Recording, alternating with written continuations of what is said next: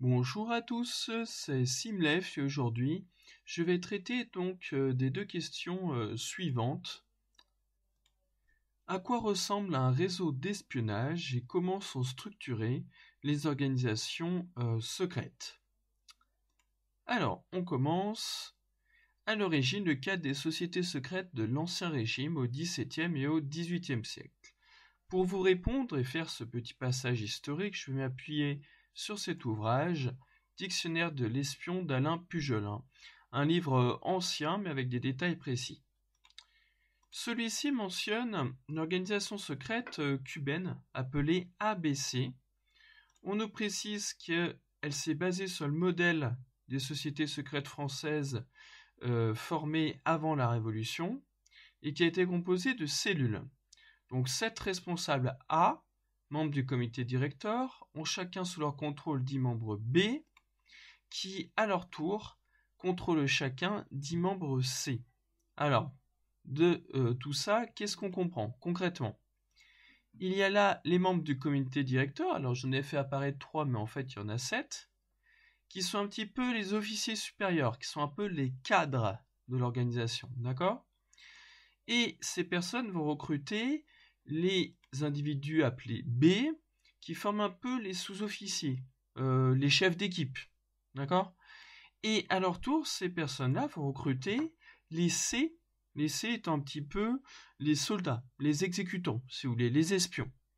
Donc à travers cet exemple d'ABC, on voit un petit peu le modèle des structures d'espionnage, à savoir une structure à 3 niveaux, qui est pyramidale, qui est verticale, hein. Vous voyez qu'on a très peu de liaisons horizontales, et donc qui est clandestine.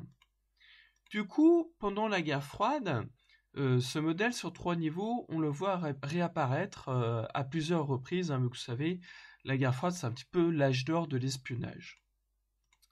Par exemple, dans cet autre ouvrage, donc de Jacques Beau, on voit une illustration assez explicite sur les structures d'espionnage soviétiques. Toujours pareil, sur 3 niveaux.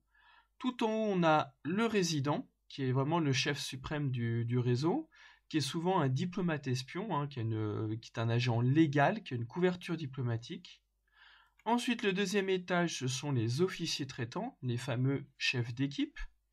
Et puis on a le troisième étage, les agents eux-mêmes, d'accord? Donc on retrouve cette structure pyramidale, verticale et cellulaire, avec des cellules indépendantes les unes des autres. Alors le travail de Jacques Beau est confirmé par cette autre illustration que j'ai pris dans un troisième ouvrage là, de Gérard Desmaretz. Donc le chef de station, c'est le haut responsable, hein, généralement un diplomate espion. Ensuite, on a le chef de réseau, puis vous voyez, ôter les officiers traitants, les chefs d'équipe, avec des cellules qui contiennent A, B et C, c'est-à-dire qui contiennent 3 agents, 3 espions. Donc on retrouve le même esprit général, la même idée. Dernière illustration qui va dans ce sens. Donc là, dans ce schéma, on a le chef de station, hein, je vous ai dit, le chef de station, c'est dans un pays le haut responsable de l'espionnage. Case officer, c'est donc l'officier traitant. Et on voit que parmi ces officiers traitants, l'officier traitant Betty a commencé à former une cellule. Et on voit là aussi des cellules d'espionnage qui sont indépendantes les unes des autres. Ok? Alors ça, c'était la théorie. Maintenant, je voudrais traiter avec vous un exemple pratique. C'est le cas de ce qu'on a appelé le réseau atomique, c'est-à-dire la structure d'espionnage soviétique qui a volé les secrets de la bombe A aux Américains durant les années 1940. Alors, donc on a Yakovlev, qui s'appelle en fait Anatoly Yatskov, qui est un petit peu le résident, qui est là le premier étage de la structure. Ensuite, Alexandre Feklisov est l'officier traitant, qui a recruté Julius Rosenberg.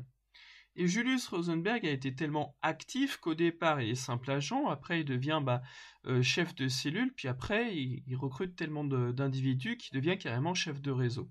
D'accord? Donc on retrouve nos fameux 3 étages. Je me permets de détailler aussi les autres personnages. Donc, David Greenglass est le beau-frère de Julius Rosenberg. Il est mécanicien au laboratoire de Los Alamos, dans le Nevada. Donc, c'est là où sont construits les bombes atomiques. On a également Klaus Fuchs, qui est physicien à Los Alamos, qui va être quand même le principal espion de Moscou au sein de Los Alamos. Et Fuchs, pour pas se faire attraper, les informations il les transmet à Harry Gold, qui est un agent de liaison, qui lui va transmettre les informations à Yakovlev, d'accord ? Et le problème de ce réseau, c'est que vous voyez que Harry Gold, il est en contact avec les deux cellules, la cellule de Rosenberg, la cellule de Klaus Fuchs. Et ça va être un problème pour les soviétiques, d'accord ? Donc là, vous avez un cas réel, si vous voulez, un exemple historique, un cas réel. Alors, autre précision de taille, donc Roger Faligot et Rémi Koffer, les deux grands historiens français du renseignement, précisent dans cet autre diagramme, là ils listent en fait toutes les structures d'espionnage soviétiques, que ce soit les missions commerciales, les services du GRU, le renseignement militaire, ou le MGB qui deviendra plus tard le KGB. Il mentionne donc le résident directeur, qui est un diplomate espion, mais aussi à côté une résidence clandestine. Donc à côté des réseaux qui dépendent des ambassades, on a des réseaux qui sont totalement secrets, totalement illégaux et qui n'ont aucune couverture diplomatique, qui sont en relation avec aucune ambassade. D'accord ? Il y a toujours les deux en parallèle du côté de Moscou. Je me permets de mentionner également le département spécial. C'est une structure secrète au sein des partis communistes qui est en relation directe avec les services de renseignement soviétiques.